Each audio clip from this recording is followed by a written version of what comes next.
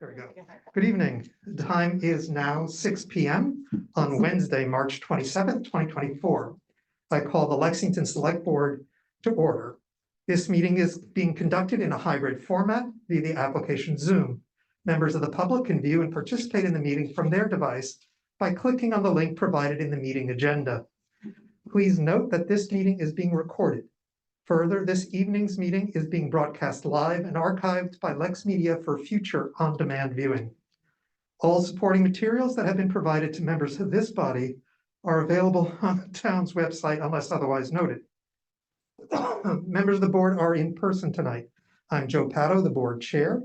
Sitting on my right is Susie Barry, vice chair, and on her right, Jill Hay. Sitting on my left is Doug Lucente, and on his left, Mark Sandine. Joining us from staff are Jim Malloy, town manager, Kelly Axtell, deputy town manager, and also joining us remotely is Kim Katzenbach, the select board executive clerk. Tonight's meeting is a regular session of the board, and we will be taking general public comments. Before we start the comment section of our meeting, I would like to remind all participants that we are neighbors and are working together in the best interests of our community. I ask that all comments be made with civility and respect and without casting aspersions or reference to motives. Open public comments are for those items not otherwise covered on our agenda. Comments are allowed for up to 10 minutes. Each speaker is limited to 2 minutes. Members of the board will neither comment nor respond other than to ask clarifying questions. Remote attendees who have dialed in by telephone should press *9 to be recognized or click on the raise hand button in the Zoom application. When you are recognized to speak, please state your name, address, and any relevant board or committee affiliation. Tonight, I will be using the Zoom timer feature to display the remaining time for a speaker. This is a 2-minute countdown timer. When the timer reaches 0, I will interrupt and allow the speaker to finish their sentence. Is there anyone who wishes to make a comment about an item not covered elsewhere on tonight's agenda? If you're in the room, please approach the microphone. Online, please raise your hand. Seeing no one, we will proceed with select board announcements and liaison reports. Colleagues, tonight we have no written comments in our packet. Are there additional announcements or verbal comments? Ms. Barry.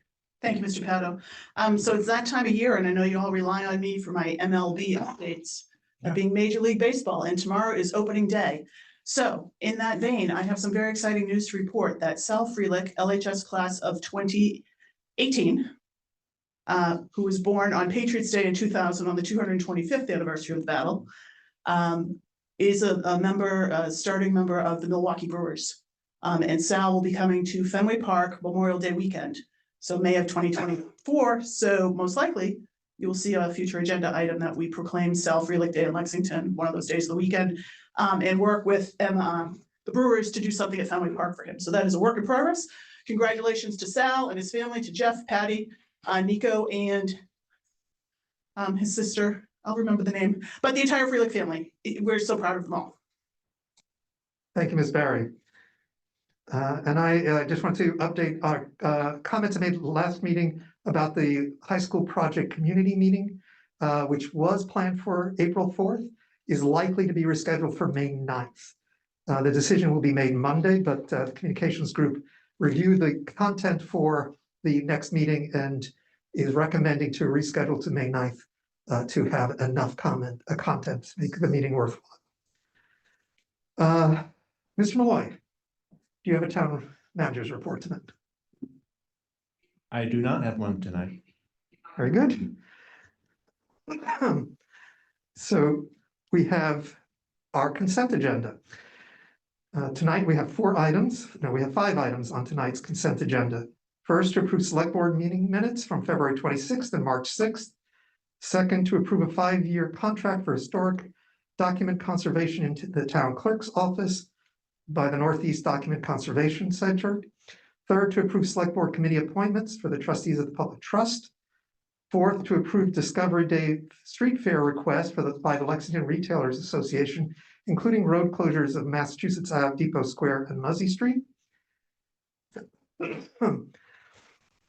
And fifth, to approve Town Manager Committee reappointments for the Board of Assessors, the Conservation Commission, and the Commission on Disability. Colleagues, are there any items you would wish to consider individually?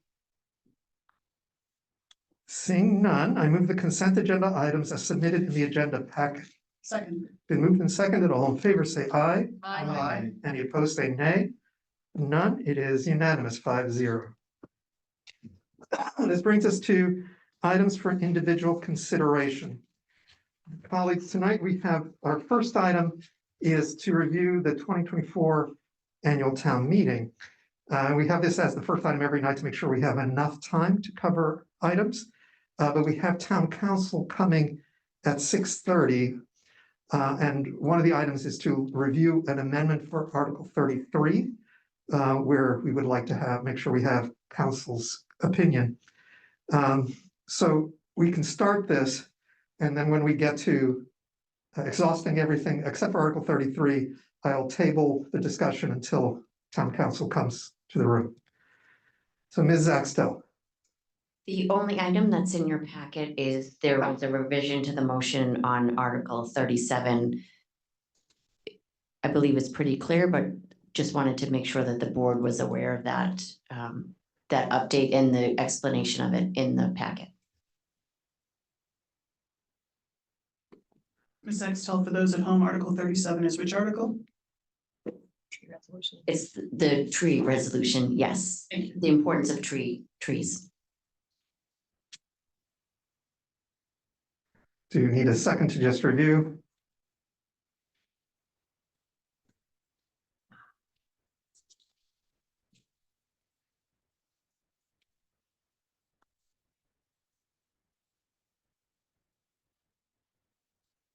While the board is glancing over that content, I'll wait.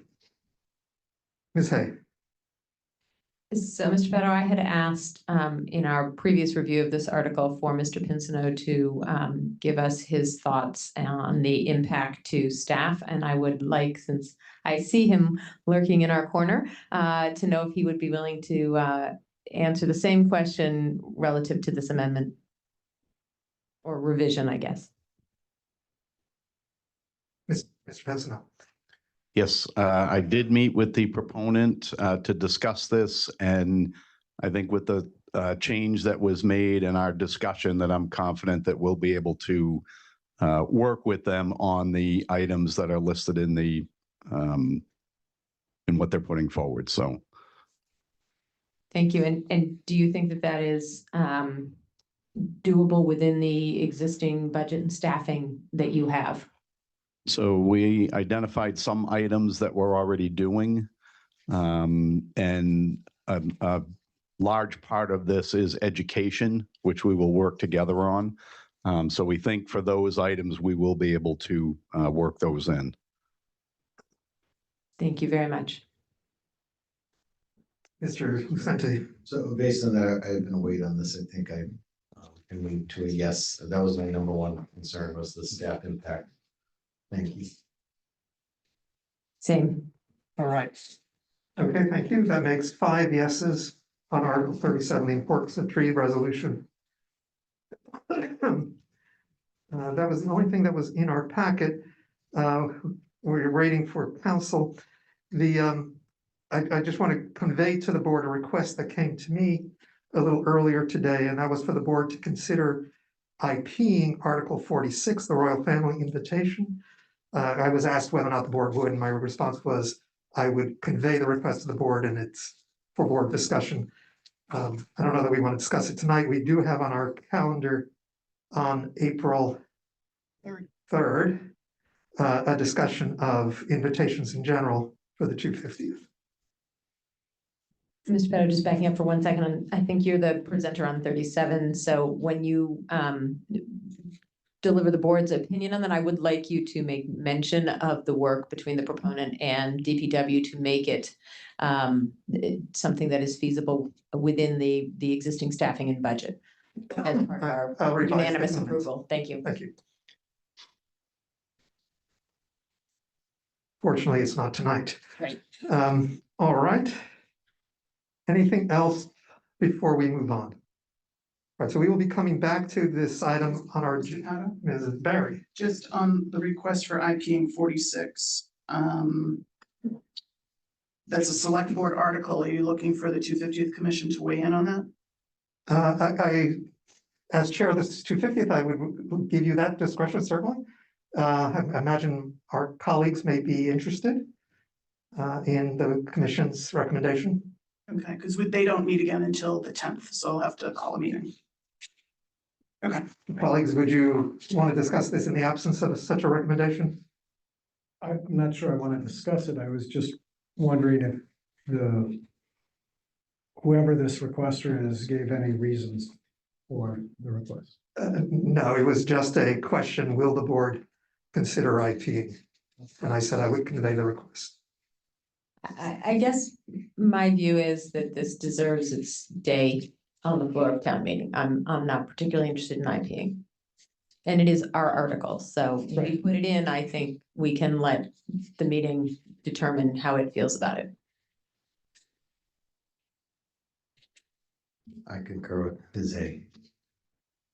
As do I. Well, that's a majority of the board, so I think if I can respond that the board is leaving the article as it is. Thank you. thank you. Times two. All right, let's move to item number 2, which is to discuss the town manager search process. Ms. Hay, you are taking the lead on this, so if you would lead us through this, please. Thank you. So there's a bunch of different pieces in here, and I apologize that some of them were updated as recently as this morning. I was out of town, as you all know, for several days unexpectedly. So what I have given you is really meant to be food for thought. I know that there is the possibility, in case everybody says, oh, this is terrific, we don't need to talk about it or think about it, we can vote it tonight. I don't expect that. It was just put in as a safeguard in case somebody thought that they were ready. My plan and the potential timing has us voting this probably next Wednesday so that you have some time to chew on it. I have had Ms. Mancini, our purchasing officer, look at it. She has put the revisions that, or the modifications that she needs. I started with our, I should back up. I started with our 2018 RFQ. And then I put in language that I felt was important, some updates, some diversity language, some of the things that I learned going through this last year. Ms. Mancini updated it for more current purchasing elements. She is recommending an RFQ, not an RFP, based largely on the cost. But what that means is that the cost of the contract total, but that means that we will have to take the low bid. So we need to make sure that we have all of the qualifications in here that are really going to be important to us. And that's really the biggest reason why I want us to take some time. I believe Ms. Katzenbach shared with you that I had found, and they are easily online. Sudbury actually did this in 2022 through an RFP, and Bedford did it through an RFQ last year. And I have, provided the links. They're in the office to both of those if you want to look at their documents. I have cherry picked what I think are sort of the best elements from each of those into this. I have a couple of questions for everyone, and I can start walking us through those if you want, or I can, take some questions out of order. I think the big things that I'm going to want to discuss, in addition to the language that's in the RFQ as a whole, a couple of things for inclusion or not inclusion. One is a site visit. 2 manager searches ago, we did include a site visit in the process. The last time we did not. And the other thing that has been in and out is a sort of community meet and greet with a larger group of either residents or staff at some point. So those are 2 things we would have to include in the scope of work. So we would need to decide whether we want to have in there. The other thing I want to talk about tonight is the timeline. This is still a relatively aggressive timeline, but I've expanded it to 16 weeks. Last time we asked to do it in 12. And I do have a little slip room in there in case that's not entirely feasible. If we do issue the RFQ on the 10th of April with a return on Thursday, the 25th. And I note that I changed that in the body, but not on the cover sheet. So we'll make sure that matches. But if we do that, the 16-week timeframe would still have us making a decision by mid-August at the latest. And that would still give us, 4 to 6 weeks of notice time between that decision and Mr. Malloy's retirement date, which seems to be, a relatively reasonable period. The other question I had for everybody is going to be around the funding source for this contract. The two obvious choices are ARPA and reserve fund transfer. I did have a preliminary, very brief exchange with the AC chair. And AC apparently did have a very brief, not full conversation yet. Their preference would be for us to use ARPAs. Those are expiring funds. So those are our two choices. We don't have to make that decision today, but I'm just putting that as one more thing on the table. So that's my list of what I'd like us to either discuss or give input. And again, we don't need to make decisions tonight. I'm sort of putting this out there to begin with now. Thank you, Ms. Hay. Just going quickly to the funding source, there actually is a third source, which is Article 21, is it? It's adjusting the current fiscal year budget, which is currently slated to be IP'd, but we, of course, it's at the end of town meeting because if anything came up, we could adjust the motion.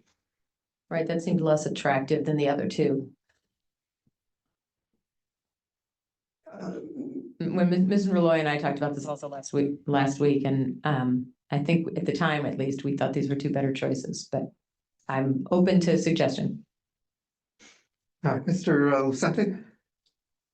Do you remember from last time what the estimate was of what rough I think, magnitude we're talking about? I think within a statistical deviation of around 20 grand. Potentially all in, including travel and everything else. I think so, it could be 20 to 25. 20, so I was gonna say it could be like 18 to 25 is my guess. And that maybe it determined by travel for, the consultants, the candidates, we don't know exactly. So that's why there's a little bit of a range, but it's certainly under 30. I would certainly hope. Ms. Barry? So I have a couple of questions here. Do you want to get way down in the nitty gritty or you don't want that tonight? I think I'm looking for somewhat larger scope if we're nitty gritty. I also think that the plan is that the data section about Lexington will be updated largely by staff, not by us necessarily, although any input, please send to Ms. Katzenbach. Yeah, some of that, and I would also say even the snapshot of Lexington is, Right. it's 6 years old. It's dated. I put in a couple of updates, but not So I'm certainly all of confused. them. Under submission deadline and instructions, it says via email, there's no email address listed. I think last time they were in-person drop-offs, so I don't know what Ms. Mancini's take is on which one is preferable. Where you, because I'm looking Page submission 4. deadline. Responses 4:30 via email. It does say that, and then it has a hard address. Yeah, okay. And I don't believe they came to us. I believe they went. They didn't, but she has told me that there's no reason that they need to go to her this time. They can come directly to us if we want, or her. It's our choice, actually. I could have put that as a question. And then my other question is some of the language when you get further in about scope of work and the soliciting community feedback, there seems to be a mismatch between who is guiding that process. Yeah, so there's also, Between the RFQ and the search committees. correct, and it's supposed to be it will be a joint process, and this also needs to be reordered. I should have started with that. It both needs to be ordered and cleaned up a little bit. I did like having the consultant sort of responsible for the process, but and just because I think that they are going to have a greater scope of reference and experience, but it is all meant to be in collaboration. That's why the verbs are oversee and guide. in soliciting and helping to plan the process. But I agree with you, it needs to be cleaned up. So I'm looking for input here. My recollection from last time was when we did the community meetings, the consultant ran the community meeting. And it was actually a good buffer to have rather than having members of the screening committee or the select board there. It kind of put a neutral person in charge. So would that was you, helpful. so I would have it be that the search firm is responsible for the actual meetings, but with input from the screening committee and or the select board as to the who needs to be in the rooms and how we reach them, or entirely at the. Well, I think you've got to figure out, like, are you committing your screening committee, because you've also cut down the number of screening committee members to, they're gonna do a meeting a day for a week? Well, that was gonna, are they even in the room, or do we want this to be entirely? Or you might Done say and it's reported. like 2 members from the screening committee are there. You know, because then you're gonna have to post. You have to do minutes. Right, no, I actually assumed it would be a divide and conquer kind of thing. I don't think you Yeah. ever have the whole screening committee in any one of No. these. There's too much of that. And then my last comment on your date for meeting with people, the consultant, is you have, I think it's a Friday afternoon in May to meet with interested community members. And I would say that is not a good time. I would suggest that happen maybe that Thursday night, if it all has to happen that week. I would also say that can be a very, very busy time in town in general, but especially in the schools. There's a lot of final things going on with concerts and other things. And I know we're always gonna bump into another date. But I would not recommend a Friday. Fair enough. And I will say for that one, I basically just updated from the dates in 2018 to the dates in 2024. Yeah, no, So I I get didn't- that, but I was just yeah. like, Yep. Yeah. And it could be a morning. It doesn't say afternoon, to be fair. But we did try to get it all done in a week because again, we're trying to just keep this moving. But it may be that we do, something in the morning and something in the afternoon. We can actually work that through. We could even say, these are the number of meetings and we want them to happen that week and leave it to be determined. We don't have to be overly prescriptive. Potentially. Because some of them could happen the same day. Exactly. right. Ms. Lucente, Yeah, just a scheduling concern again. I think if I'm reading this correctly, we have Monday, May 6th at our table, Mhm. interviewing the consultants and then deciding that same evening who we select, which I think is doable. I'm a little concerned about how much the consultant would be available 2 days later. 2 days later to start down the path of like, oh, we've organized. They won't be organized enough to help. We want them to help us through this process. And I think if we set them up with this aggressive of a schedule, we'll be doing more of the work of getting all the meetings set up with people that, because we can't tell boards and committees you're gonna meet a week later with the consultant. We're gonna be the ones setting that up, but they won't know the consultant is, and we don't know if the consultant's even ready. I just feel like we might need a week buffer just to give everybody a chance to say, introduce them to the community and say they're gonna be reaching out and they're gonna be setting up meetings. Yeah, so I can see it playing both ways, and I will say again, we did do this once before, and this was the schedule we used, and we did have, so that if you replied to the RFQ, you knew that that was the deadline and that was the timeline. Doesn't have to be, but I think it is doable. I mean, we could certainly have something where we put out the week or two before, these will be, we don't know yet who the consultant will be, but these will be the opportunities, sign up here. But again, we can push it out, it just everything, those meetings drive both the job description, so to speak, as well as the community description. So nothing else moves forward until we've had those meetings. So it does push the whole process an additional week. My only other thought is, I don't know, I don't want to set them up to fail, and I don't want to, just because we did it last time that way doesn't mean we did. The other thing we should be clear on is, are we expecting in person? Are we expecting these meetings to be in person for this timeline? Or the consultant's going to be using Zoom or, I think the world's changed a lot since our last go around. And I think while the community members may feel oh, I can join a Zoom call and, you know, give feedback that way. I'm not sure we're gonna want to have a no in-person element to this. Right, so that's actually a really good point for the qualification section, is willingness to meet in person as well. And I'm just gonna write that down. And you know, I will say on the timeline, I completely hear your point. I'm not actually meaning to be defensive at all. I don't want it to come off that way. But I will say that you know, in my best legalese, it says, you know, proposed dates, ideally tentative. Understand this is aggressive, may need to be flexible. I think it's about as squishy as we can put in there, saying this is what we'd like to do, but we understand it may not be feasible. And I think the point is sort of to say, we'd like to be as aggressive as possible, but if we can't, we can't, but it makes a point. And I just feel like if we start out by saying we're gonna start the following week and then there's additional slip, we end up really losing the window at the end. So can I ask that the interviews for the consultants be in person? Oh, yeah. I think that needs to be in there. And I will also say, I know this is what we did 6 years ago, but also 6 years ago, we also all lived in a much different time when we were fine with being totally stressed out and having meetings all the time. Yeah. Now we push back to that a little bit more, or we try anyway. Do we? Well, we try.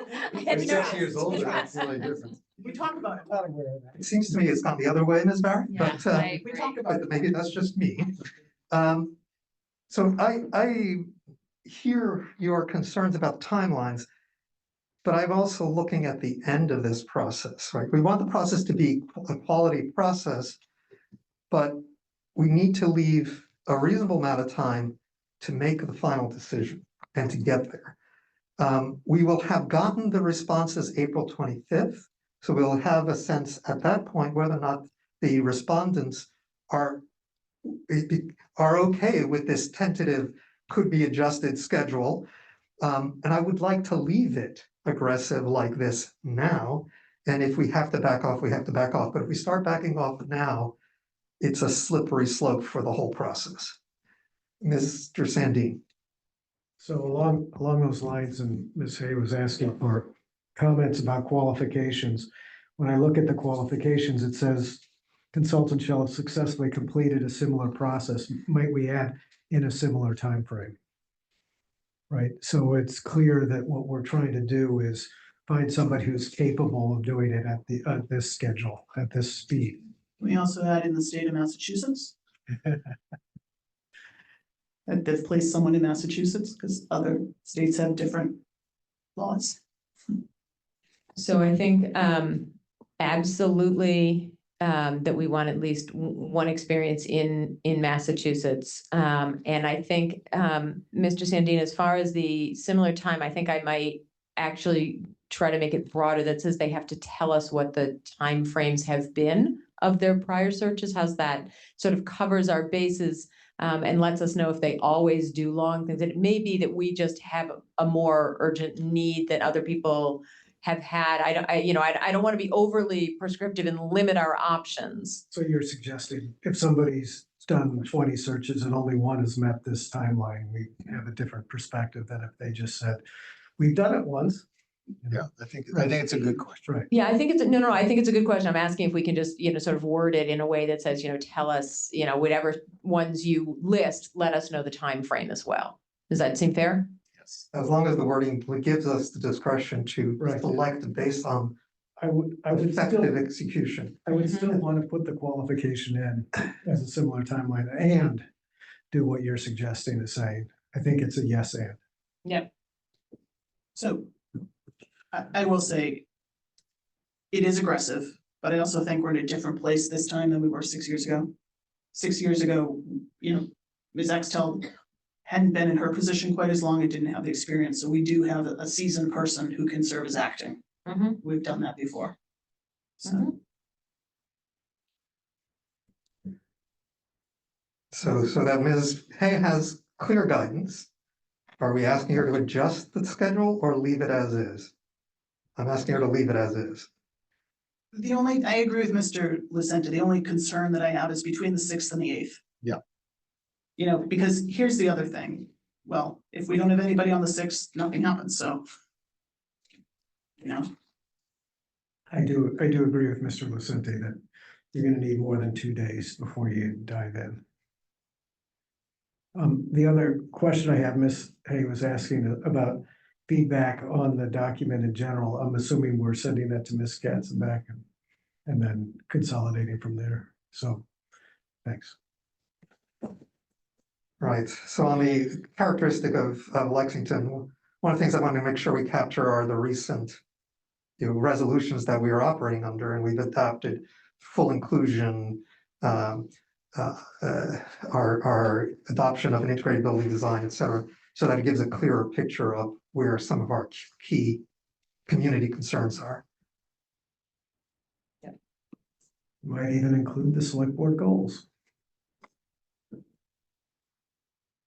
or refer to them, Refer to them, yeah. refer to them.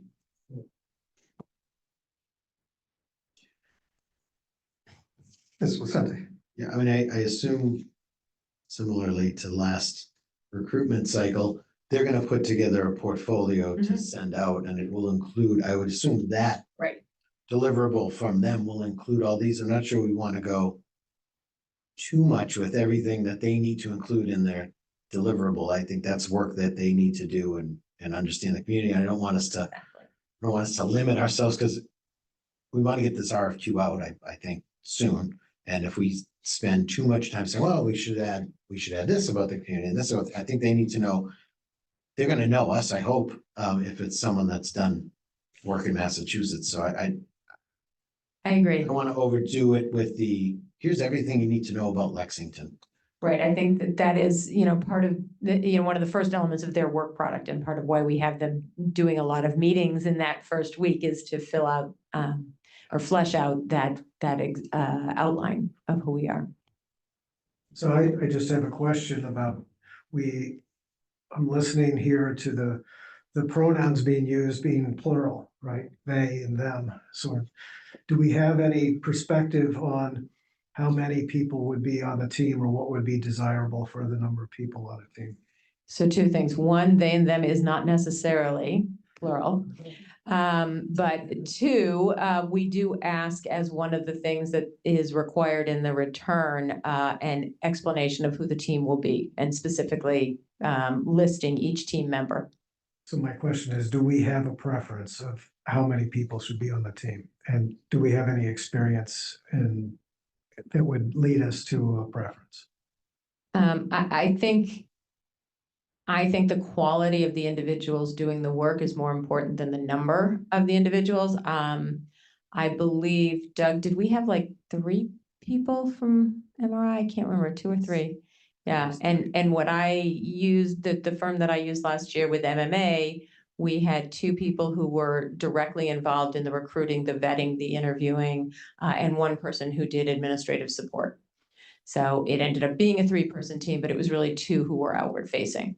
I do have a call scheduled tomorrow with another town who went through this recently, and also not that long ago. So they've been through it twice in this select board member's term, and used 2 different firms. And I'm going to get some feedback on the differences between the 2 experiences as well. And that may help us get some of that preference, Mark, because it's a fair question.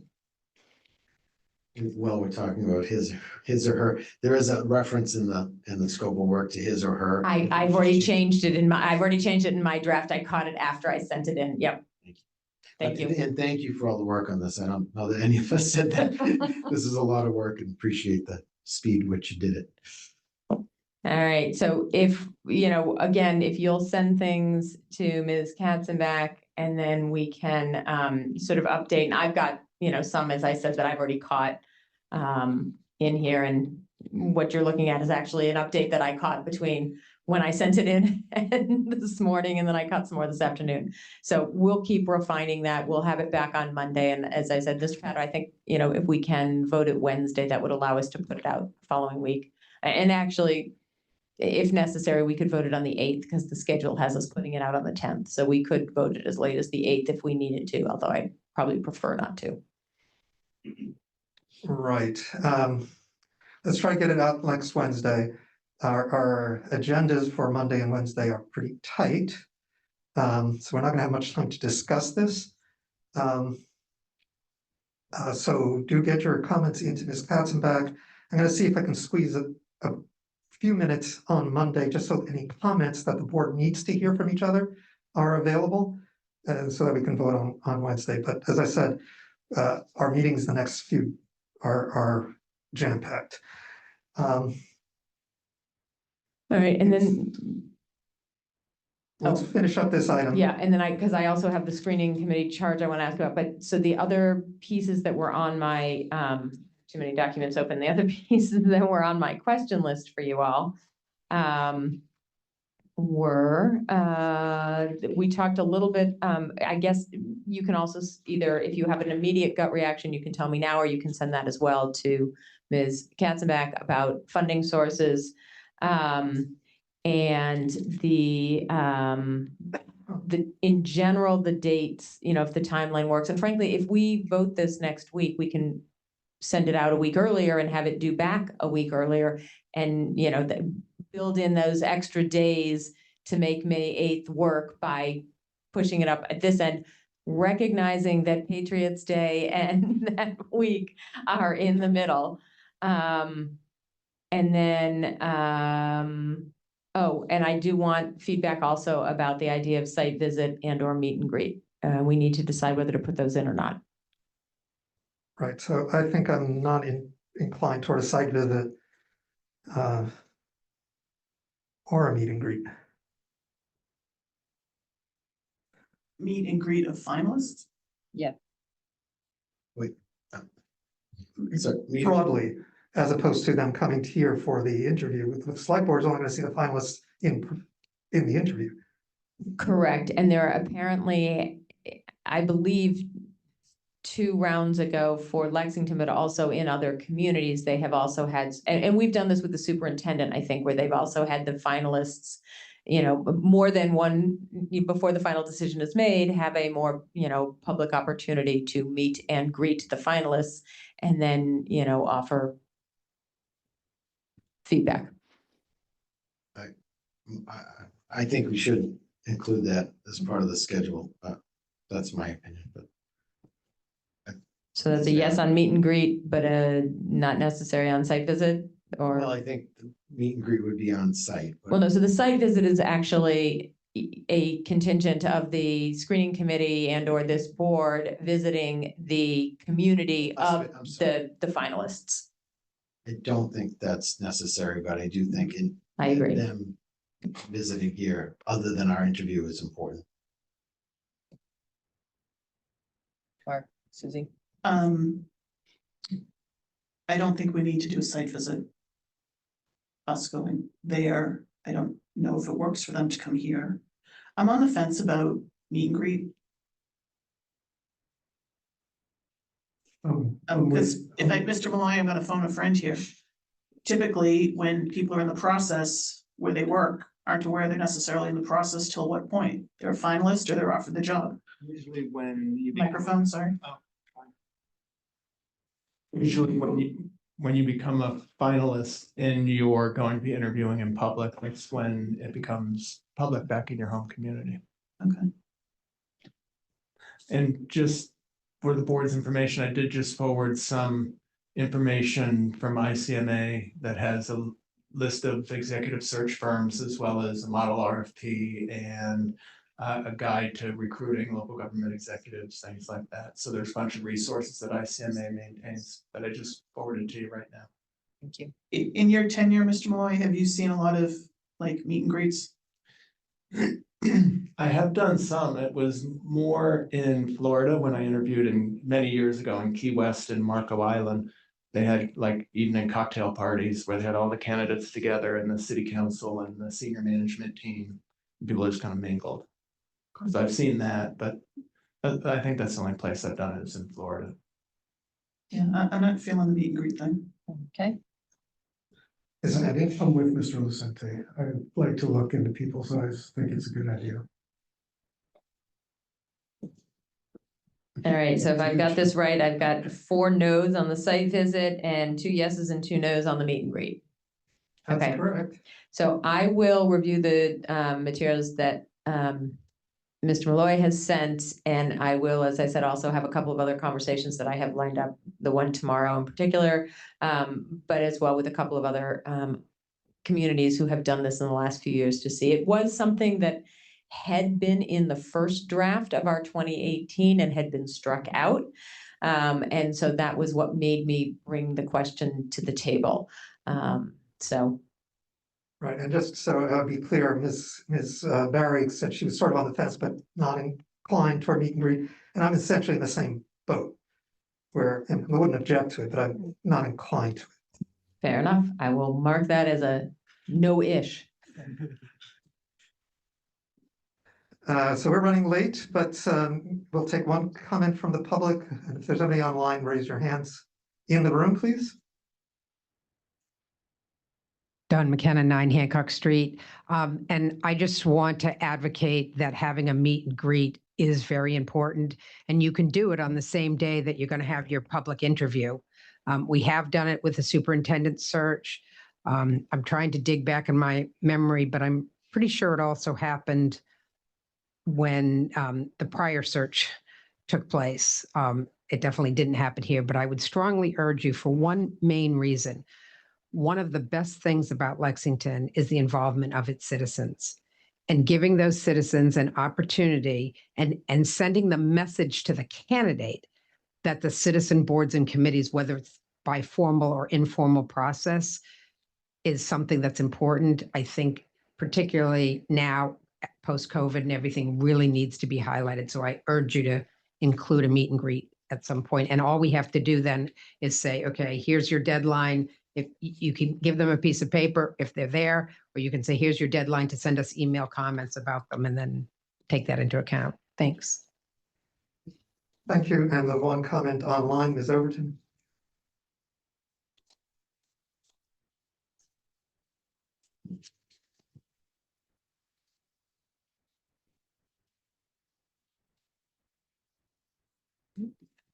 Thank you. Sorry, I wasn't able to unmute.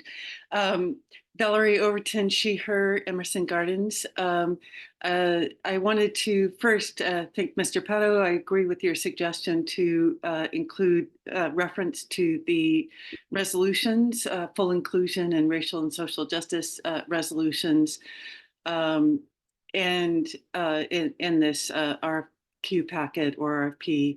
And I think another qualification that would be useful is experience with developing diverse candidate pools.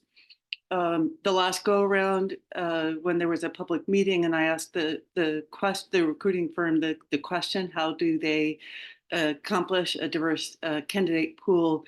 They were not able to answer that question in a very meaningful way. And so I think it would be very useful if a recruitment firm was able to answer that question in a meaningful way. So thank you. Thank you. And I see another hand up, but I'm going to close comments because we have to get back to the town meeting. So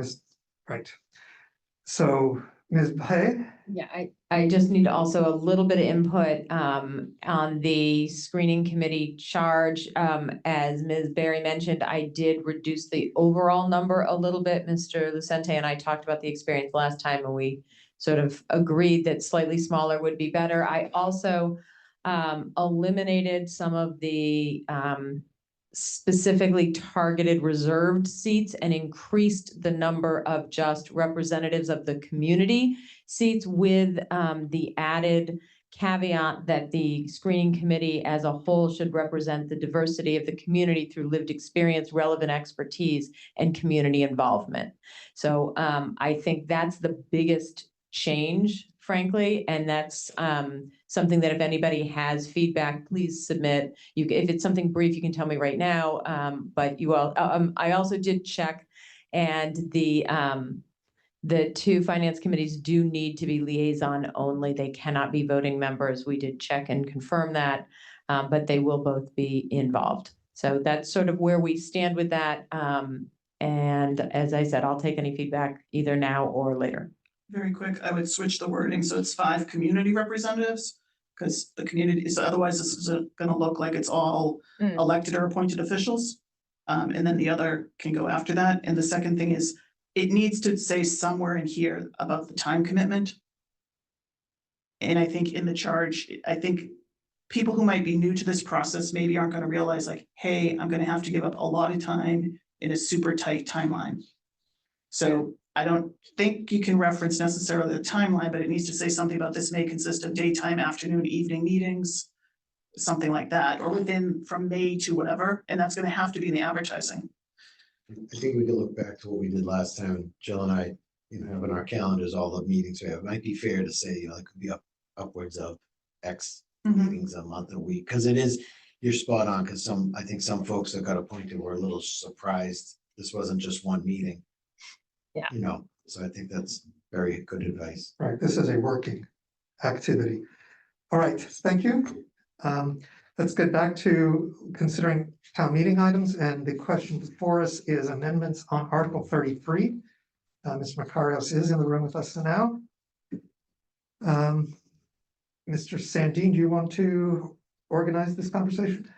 I don't need to do much organizing other than to say that I think the board could benefit from both a legal analysis as well as town staff analysis on this. So I'd love to hear Ms. Kowalski's thoughts on that amendment as well.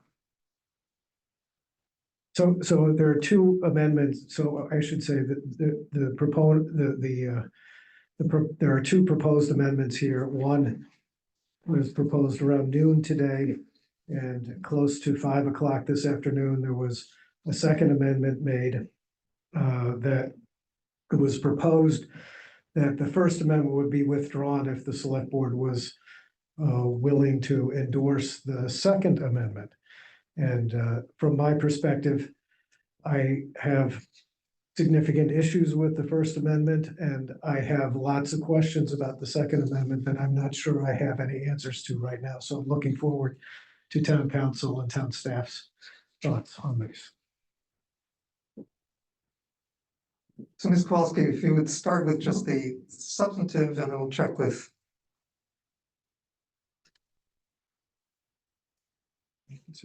Dramatic pause, yeah.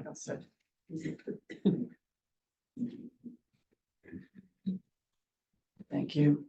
Carol Kowalski, Assistant Town Manager for Development. The First Amendment related to requiring that the design come back to town meeting for approval. Would you like me to comment on that first, or comment on the second? From my perspective, if you could just say a few words about the First Amendment, and then we can move on to the second. Sure. The requirement to come back to town meeting would suppress request for proposal responses because it's too risky for an affordable housing developer to go through the process, to contemplate going through the process, because they have to have their zoning in place before they go for their low income housing tax credits and their other financing. It's a whole different realm of operation for affordable housing developers than for private sector developers. The comprehensive permit process has been used by a number of different municipalities that the Housing Trust has looked at, who have done a very similar 100% affordable housing developments using comprehensive permit. They have not gone back to those communities' town meetings for development design approval. And that's because the comprehensive permit allows this kind of flexibility, especially in a community that's reached safe harbor, so to speak, as Lexington has. It is a negotiation, really. Of course, there's a pro forma. There is a scale of development that each affordable housing developer knows. This is what's going to work. This is what I can get financing for. So you can't scale it back to a point that's not feasible to develop. So it's for that reason that the notion of going back to town meeting for final design approval doesn't work.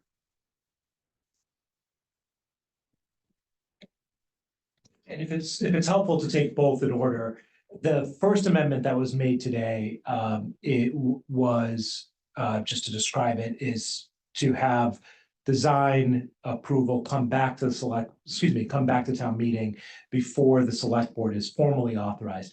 From my perspective, that renders this year's article essentially a non-binding resolution, because today, if the select board wanted to, it could issue an RFP, go through the process, negotiate an agreement, do all of those things, and then seek town meeting's approval.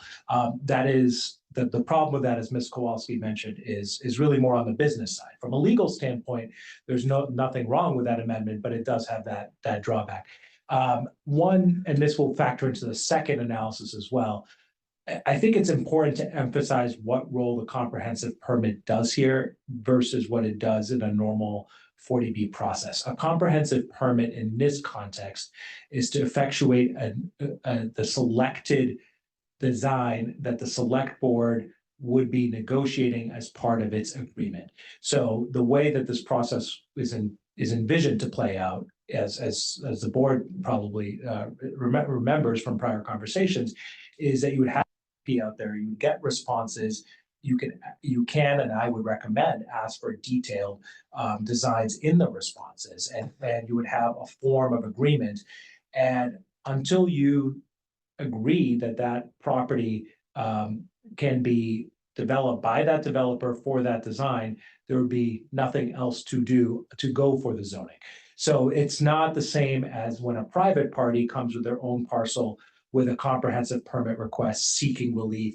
It is a project that's already had a lot of public input by the time it goes through 40B. So that's the distinction, and you continue to hold the leverage of owning the property until such a time as you have a developer or design that you want to start having engaged in the zoning process.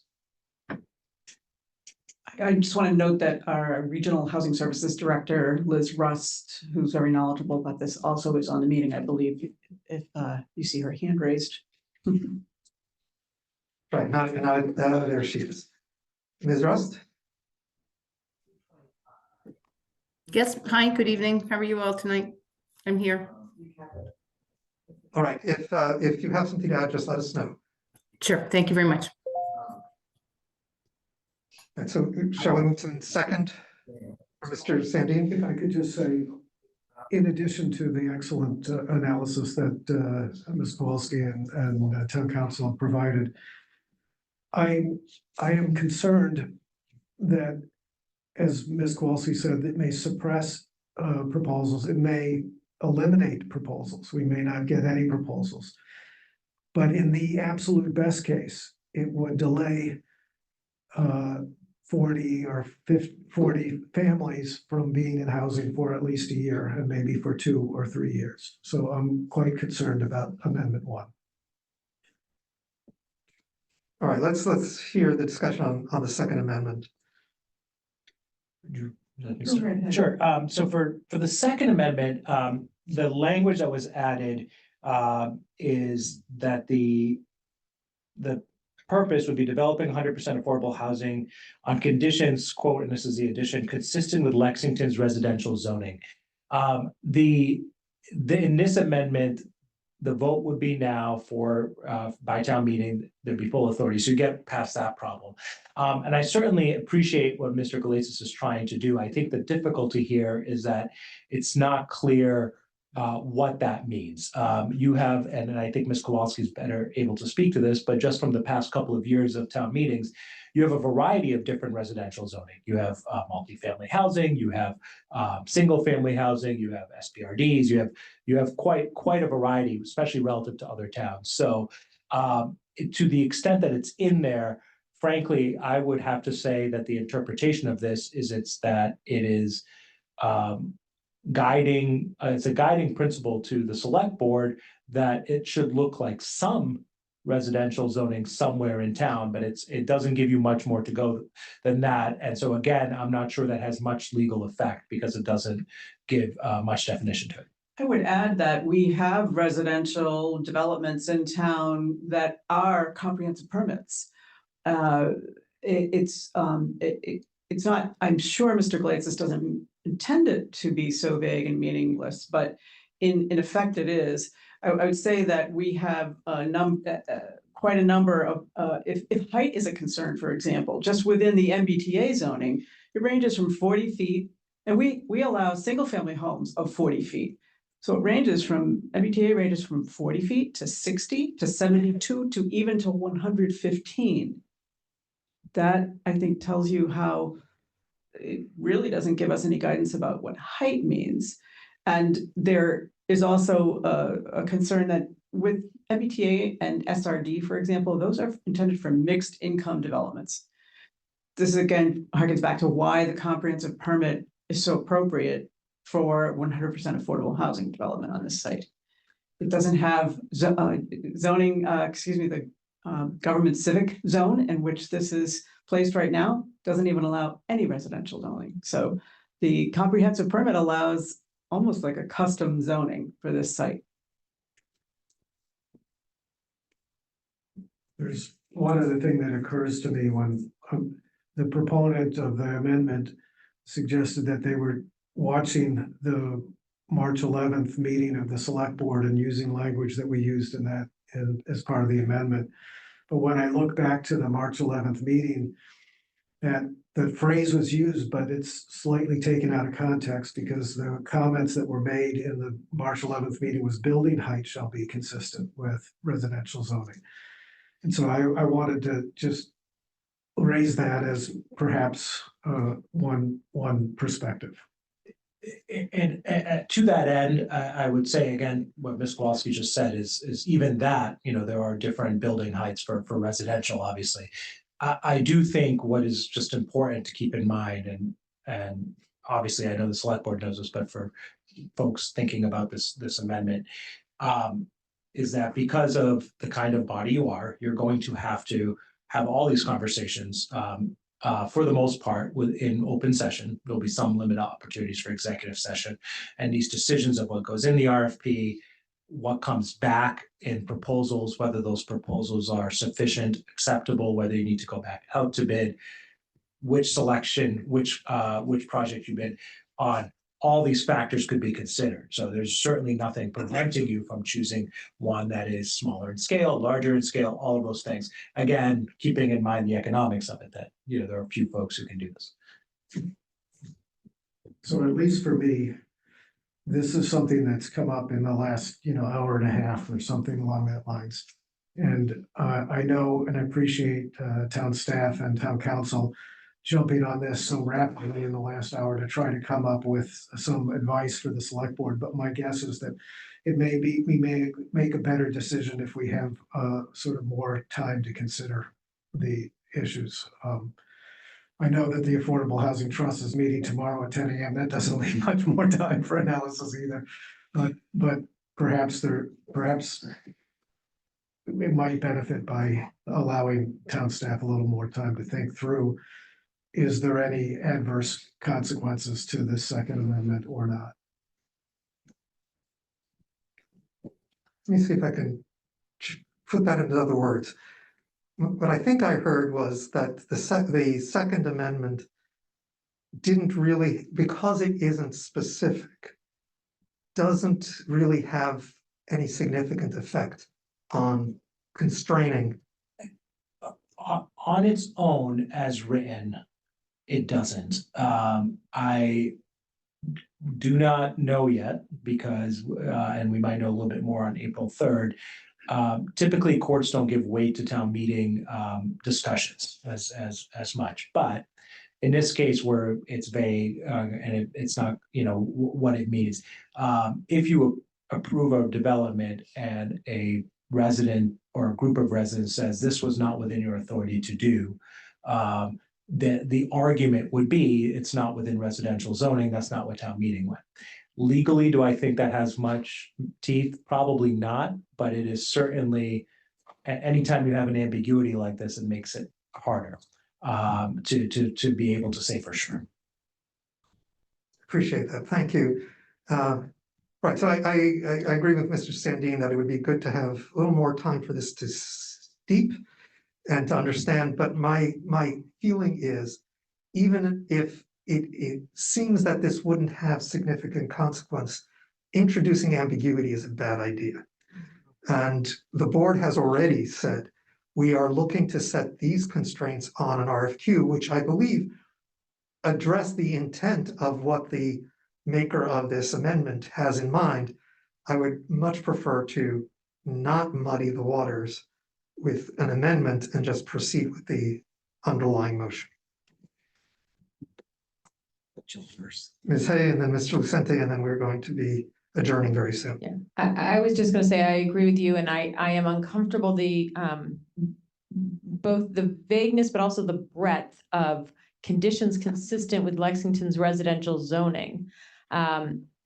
There are none of us sit on the planning board. None of us are, well steeped in our zoning. And the variety of elements that are controlled within our residential zoning could contain many things of which we're not even aware, let alone currently considering.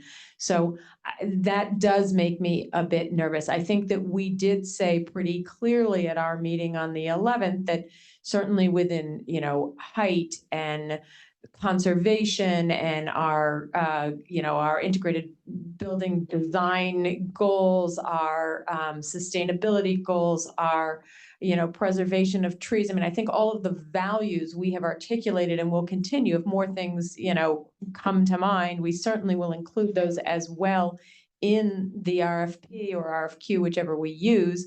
And then as well in our own decision-making as we evaluate proposals that come in. And I completely understand the sort of angst of saying, we're going to let go of a process in 189 people and trust that it will be held by a smaller subset of people. But I think in this case, that is how this process is meant to work, and how it will work best in, as Mr. Sandin said, getting some number of families into homes, but also doing so in a way that fits both our values and our internal, not just our values of providing housing, but our values of how our community will be built and how it will look. And I would, so I am not in favor of either amendment. Mr. Lucente, then Ms. Barry. Yeah, I appreciate the intent of the amendments, but I'm not in favor of either amendment. The first one basically will kill the project. The second one will create a legal time bomb, in my view, because anyone will be able to argue that at any particular building we put on, it could be a one-story shack and it doesn't fit in with our, what our residential zoning is typically. You could argue this anyway. It would just not helpful to us in any way, shape, or form. So I would just want to go on record. I think we cannot do either of these amendments, otherwise it will create too many problems. Ms. Barry? So I'll be brief. I don't support either amendment, but my question is, are we reporting that to town meeting tonight or waiting until the night of the vote? I suggest that Affordable Housing Trust is meeting tomorrow, so why don't I would at least give an opportunity for the Affordable Housing Trust to consider the select board comments. So, yes, and we've made them in public here. So the Affordable Housing Trust has it. We don't have an opportunity to give this to town meeting tonight. It's not on the agenda.